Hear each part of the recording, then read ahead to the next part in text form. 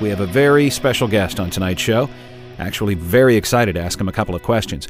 We have with us the mind behind The Void, and now best-selling author, Andrew Gony. Good evening. Hey, Andrew, thanks for being here. I know you must be very busy lately. Well, it's great to be here, so thanks. All right, before we go any further, and for those who didn't read it yet, could you please just tell us in short what The Void is about? Sure, so The Void is about a young writer who's suffering from manic depression, and you basically get a view into his mind, how he feels, what kind of things he has to deal with, why he does what he does, and I think this book will help people who are not suffering from this illness to understand it a bit more. Wow, very interesting. Now tell me, how do you feel now that the book is officially a bestseller? Did you expect this kind of success? Well, it's a great feeling, but to be honest, I was surprised when someone decided to even print it. So, no, I clearly didn't expect this kind of success. I mean, it's not the Da Vinci Code or something like that. It's a very serious topic. Serious indeed, but it seems like you've reached a lot of people with it, and they can connect. Yeah, I guess so, but you know how it is these days. You tell people about an illness and suddenly everyone has it. And it has never been as popular as it is now to feel bad and actually show it. If someone is having a hard time in his life and doesn't feel so good for a while, it doesn't mean that this person is actually suffering from a depression. A real depression is something much worse than that.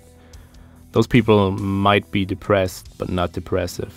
What they have is a mood thing and not an illness, and that is a big difference. Very true. I hope it's not rude to ask you, but are you bipolar? I mean, there are resemblances between you and your main character in the book. It's not rude to ask, no, but I'm not bipolar. But of course I expected people asking me that. The Void is just fiction, at least for me. Well, you must have done a lot of research on the topic, right? I mean, the way you describe everything seems so vivid.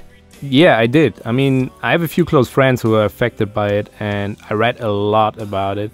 And yeah, it was pretty challenging to write about an illness, especially if you're not affected yourself. Plus, I mean, everyone is experiencing an illness in a different way. I mean, the symptoms of it, so yeah. But I annoyed my friends a lot, and they were a big help. And this book wouldn't be what it is now without their help. Well, it turned out really great. I also saw that you're on the current Time magazine cover with the title Genius or One Hit Wonder. How do you feel about that? It was so awkward to see my face on a magazine cover. Well, sure, but I mean, what do you think about the title? I can't really blame them for writing that. Either I like it or not, I'm a public person now, and it's pretty normal to question this kind of success. Even I'm questioning it. And I mean, as far as I know, this whole thing could be over tomorrow, so maybe I am what they call a one-hit wonder. However, I do know that I'm not a genius, so I guess I was just lucky. Yeah, but there is no doubt you have a gift. You're a great writer. And this already leads me to my next question. What's next for Andrew Gony? I wrote a short story called Wake Up that will be made into a short film early next year, and I'm really excited about how that turns out. Other than that, I just keep pushing The Void and collecting ideas right now. All right, can't wait to see what's coming next. By the way, how long did you work on The Void? I finished the first draft after 4 days, but it took me about 8 months to the final version. Wow, must be a great feeling to complete something you've worked on for so long. Well, to be honest, it didn't feel great at all. I felt lost. I spent so much time writing it. Then, when it was done, I felt like I had no purpose. But I think that's normal, so yeah, I eventually got over it.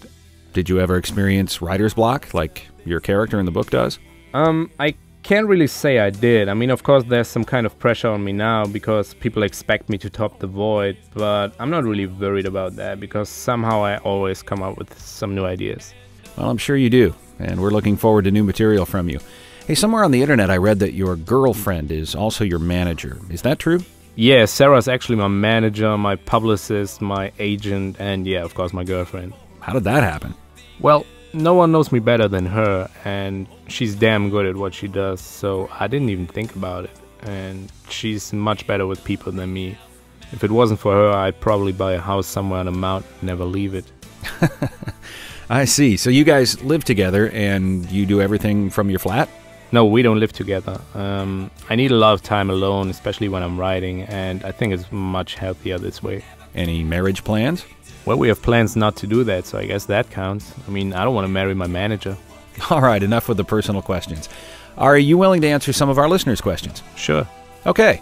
Daniel from Boston sent us an email asking if you'll be doing some readings or maybe a book tour. I did a few readings when the book came out, and we are planning a bigger tour right now, actually. But we don't have anything confirmed yet. Once we do, we will announce all the dates on my website, so just head over to andrewgony.com to stay updated on that. Melissa from Detroit wants to know what kind of writers you like and if you have any recommendations. Oh, that list would be endless. But one of my favorite books of all times is The Contortionist Handbook by Craig Clevenger. I love The Stranger. I must have read it 1,000 times. House of Leaves is a great book. And I also love Chuck Palahniuk's first works like Survivor, Diary, and of course Fight Club. But my latest discovery is Blake Butler. I really like his work, so if you don't know him, check him out. Okay, last listener question. John in Albuquerque wants to know what inspires you. Life would be a very simple answer at this point, but I mean, it's kind of true. My experiences, things I hear about, but of course also other books, since most movies and music nowadays suck. Books are now more important than ever. They are the last interesting medium. Hey, let me ask you one more thing before we close. I noticed that tattoo on your left wrist. It says, for those of you listening, art never comes from happiness. What's the story with that? That's a quote from the book Choke by Chuck Palahniuk. But I do believe that most artists come up with their best ideas when they are in mental pain or maybe even depressive.